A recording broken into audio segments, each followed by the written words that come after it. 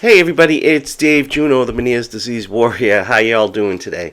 I'm doing okay for Saturday, so that's a plus. You know, we still got thunderstorms and stuff in the area, but so far today, I feel good. So as a lot of you know, I get inspiration from Facebook groups. Okay? Seriously. Sometimes I just get inspiration from them. And one of the things I'm seeing in a lot of groups, and there's nothing wrong with it, it's normal actually, is that no one understands. And, you know, yes, I've made videos about this probably multiple times. But this one's a little different because it's, I'm like an open book. I'm going to tell you, how it is. Because, okay, I've been dealing with this since 2014. All right, I got diagnosed in 2017, but I'll tell you right now, I've been dealing with Meniere's vestibular issues since 2014. Okay, that's almost 9 years. And so 9 years of my own, living in this house with my wife and whatever children are in and out every other day. Somebody always says children are like boomerangs. You throw them out and they come back in. They come back. So, so last night we actually were having a discussion because I'm going to take the last 2 days for an example. Thursday I was feeling okay. All right. Not bad. I was able to get out of the house. At night did some fishing. Down the street, not far, just down the street. Is I'm really trying to. I really am curtailing my driving to only if I have to, or if I want to go down the street to go fishing. I'm not trying to drive far for a while. Just not because I had a problem. Just something in my crop. So yeah, Thursday night we went fishing. Great night. Not to tell fisherman's tale, but I caught over 27 fish, with probably an hour and a half. Just sunfish, things like that. Nothing. I don't go for the big things, but occasionally I caught an 18-inch pike. So, I was happy with the night. And I came home and I was happy, and I did my Zoom meeting that I do with my friend Joy and Marissa. And I got off of that, watched the Lions beat the Chiefs, felt fine. I woke up yesterday morning, I was not fine. I don't know what happened, when I woke up, but I had vertigo, I was walking, all over the place. There was no way I was doing anything yesterday, and I didn't. I literally relaxed all day, watched the world spin, do all kinds of that stuff like we're supposed to do. When I was sick, I ended up taking a meclizine,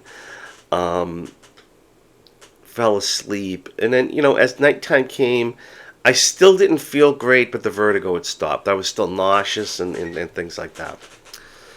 So my wife and I were having a discussion, and she's like, I still don't get this, and I've been with you for a while. Now, none of this was mean, abusive, name-calling, nothing. It just was, my wife is still doesn't understand what's going on. And you know what? She never will truly understand, because she doesn't have it. She's like, we've got Susie's birthday party coming up Sunday, and, usually you're a little bit more on top of it, and this year, this last year, you seem to be having a little bit more problem. You're not on top of things. You're not telling the kids to mow the lawn. Da, da, da, da, da, da, da. And she's like, I'm never gonna leave you. I'm always gonna be here for you. But I can't understand. And basically told her, it's the same line I always use. Because since my wife is very computer literate when it comes to hardware, and I keep telling her, it's like the CPU, and we were in my office, and I pointed to my computer. It's like that CPU right there. It's got 6 cores, 2 of them aren't working. Everything slows down. So, and she goes, all right, I finally think I understand that. Is that, yeah, you're concentrating on everything else. Your brain is concentrating on balance and hearing and this and that and the other thing. So I guess, yes, I understand that things can slip. But I guess for me, it's going to take a little bit to get used to. And I said, honey, this is something it's lifelong, you know. But she still doesn't understand it. But she's very compassionate towards you, towards it, and helps as much as she can. She goes to doctor's appointments. She does all these things. So even though she does all these things and she's fantastic, she still doesn't get it. Okay? And that's okay. Okay? Now, there are going to be people in our lives that don't get it, but they're still going to show empathy, sympathy, and try to help you as much as you can. Much as they can, I should say. As much as they can. Okay? They really are. They might not get it. They might think, this is kind of weird, but you know what? They're my friend. I got to help them. Or they're my cousin, my family. I got to help them somehow. But then you're going to get the people who don't understand and don't want to understand and have no sympathy, empathy, or whatever. And to be honest with you, my friend Gina Santana, who told me this, like, God, I don't know, it's almost 7 years ago. Those are the ones you keep at arm's length. You don't talk to them. They ask how you doing, and you just say, yeah, fine. You don't entertain them, basically, by telling them how you feel, because they don't care. They're only thinking about one thing, themselves. So those are ones you don't want to, you want to put at arm's length. If you're married, your spouse, that's a little different. I understand that there's some spouses that don't understand, don't want to understand. They want the person that they had when they first got married, and they want that person back. And instead of embracing that you're sick and loving you, they're rebelling because they still want to continue to live the life that they always lived. That's called selfishness. Because when you get married, it says, for better, for worse, richer or poorer, sickness and in health, is in those vows. They made those vows to you. That's something that you probably should request, that you go to couple counseling or marriage counseling, because I'm not in that situation, so I can't tell you what to do. I do know a few people who handle that on their own and are doing fine and thriving. One left the first husband and now is happily married to a wonderful man now. And the other one, same thing, but they're not married, but a wonderful man, and they're happy. But that's, and they're thriving. But that's just a certain percentage of people. You have to do what's best for you. And it's the same thing in a situation where they don't understand. Offer them, come to my doctor's appointments. Look at my log. Look at my record book. Look at this. Look at that. Show them things on the internet. Offer marriage counseling or couples counseling. Try everything you can to get them to at least show sympathy or empathy. They show empathy and sympathy and compassion. Okay?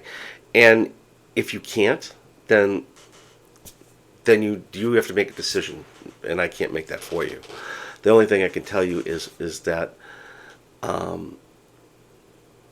not everybody's going to understand, and that includes children, grandkids, wives, in-laws, outlaws, whatever. They're not going to understand. And at some point, you have to make a decision. I can't make it for you. If you post on Facebook, people are going to try to make the decision for you. You don't want to listen to those people. You want to do what's right for you. Okay? So, the only reason why I'm making this video is I really sympathize with the people who are down because they feel alone. And the one thing you really have to understand is that you're not alone. That's why we get Facebook groups. That's why we get YouTube pages. The Zoom meetings, 2 of them that I host. The Zoom meetings are fantastic. You get a lot of support, and it helps a lot of people. So you might want to look into that. I really can't, just because other admins can't post links to other groups. But I can tell you that it's Meniere's Disease Zoom Support is a group that you should join if you're feeling like no one understands. And even ask that question there, because people will try to help you. You know, and with that, I can only give you so much of a tip. Tips is, you know, drag that person to the meeting, to doctor's appointments. Show them your log. Show them my YouTube channel. There's been a couple of spouses who have had their significant others watch my YouTube channels, and all of a sudden they have gone from not understanding to maybe still not understanding, but now they're showing sympathy and compassion and helping as much as they can. So, you know, these are all little suggestions I can give you. For what happens after you've tried everything, that's a decision you have to make. So on that note, it's 11 minutes, it's Saturday morning. I got to gear up to go do another video for Mass at 4 o'clock. And I will talk to you all later. And believe me, you're not alone. And there are better days coming. Take care, everybody. Bye.